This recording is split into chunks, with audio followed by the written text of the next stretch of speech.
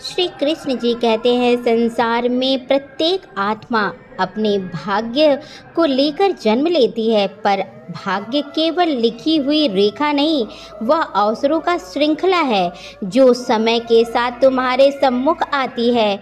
जीवन किसी के लिए द्वार बंद नहीं करता, हर किसी को किसी न किसी मोड़ पर अवसर देता है, कुछ पहचान देता है, कुछ अनदेखा कर जाते हैं। जो व्यक्ति दुख से हार कर बैठ जाते हैं वह अवसर खो देते हैं, और जो चोट खाकर सीख में बदल देते हैं वही भाग्य के चरणों में झुका देते हैं खुद को। जो तुम्हारे सामने कठिन बनकर खड़ा है वह तुम्हारे कल के लिए सौभाग्य का द्वार बन सकता है, यदि तुम उसे देखने की दृष्टि रखो। मैं तुम्हें सिर्फ कर्म का मार्ग दिखाता हूँ, क्योंकि तुम्हारा हर कर्म ही तुम्हारे भाग्य का निर्माता बनता है।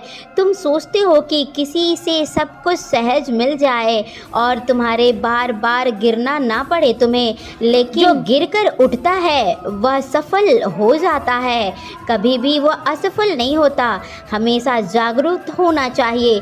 जैसे बीज को भूमि में मिलती है जल और सूर्य की उष्मा भी, तुरंत अंकुरित वही फूटता है जो भीतर से जीवित रहने का साहस रखता है। तुम्हें भी ऐसे ही जीवन को जीना चाहिए, कभी साधारण व्यक्ति के रूप में, कभी कठिन परिस्थिति के वेश में, तो कभी एक अस्वीकृत की पीड़ा में छुपकर। यह मत समझो कि किस्मत केवल कुछ लोगों पर ही कृपा करती है, नहीं, हर वह व्यक्ति को पुकारती है। बस कुछ लोग सुन पाते हैं और कुछ लोग अपने दुखों की ऊंचाइयों में उसकी आवाज़ को खो देते हैं। जब जीवन तुम्हें कठिन बना रहा होता है, जब तुम्हें बार बार परख रहा होता है, तब तुम्हें यह याद और समझने की ज़रूरत है कि अवसर तुम्हें कहीं ना कहीं तुम्हारे निकट ही है।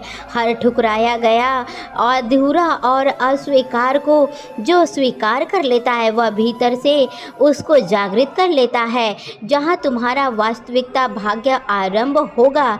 मैं गीता में कहा हूँ, ना कर्म का त्याग करो ना आशा का, क्योंकि जो प्रयत्न नहीं करता वह अवसर का पात्र नहीं बनता है।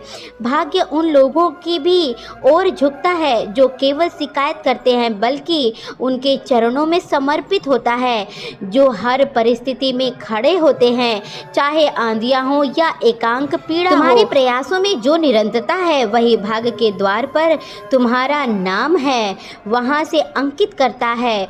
तुम्हें यह जानना होगा कि तुम्हारे हाथों में जो भी कुछ है वह केवल साधन है, लेकिन उस साधन का प्रयोग कैसे किया जाए यह तुम्हारी चेतना तय करती है।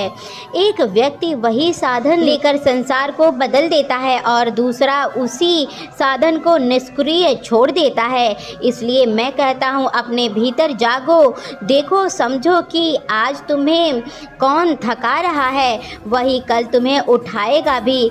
हर मनुष्य को अवसर उसी यात्रा से मिलती है जितना वह सहन कर सकता है। इसलिए जब जीवन तुम्हें कठिनाई दे रहा है तो सोचो मत, अब परेशान ना हो। यह अवसर का वेश है जो तुम्हारे धैर्य, साहस और संकल्प की परीक्षा ले रहा है। जब तुम गिरते हो तब यह मत सोचो कि तुम्हारा भाग्य तुम्हारे विरुद्ध है, क्योंकि गिरना भी अवसर है।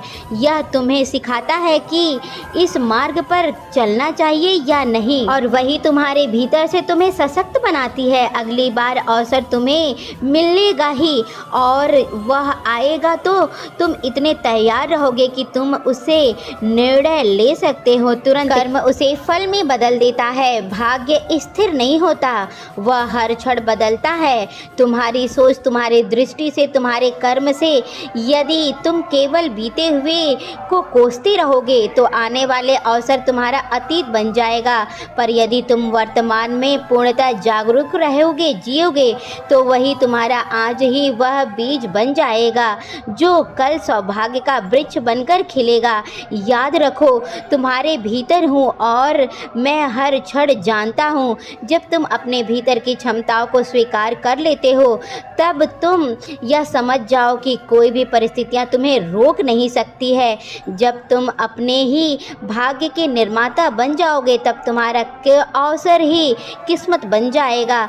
वह तुम्हारे लिए अवसर बनता रहेगा। श्री कृष्ण जी कहते हैं यह जीवन का यह स्वरूप होता है जो मिट्टी के दीपक के जैसा होता है, बाहर से साधारण पर भीतर एक ऐसी लौ छुपी होती है। यदि सलीके से जल उठे तो अंधेरे का हर कोना रोशन हो जाता है, किंतु यदि दीपक भी कभी टिक सकता है जब उसे कोई समझकर सहज कर सम्मान करता है। ठीक वैसे ही तुम्हारा मन और आत्मबल भी उसी तरीके से होता है, इसलिए हमेशा अपने अंदर की शक्तियों को जानना चाहिए। तो दोस्तों, आशा करते हैं कि आपको ये वीडियो अच्छा लगा होगा।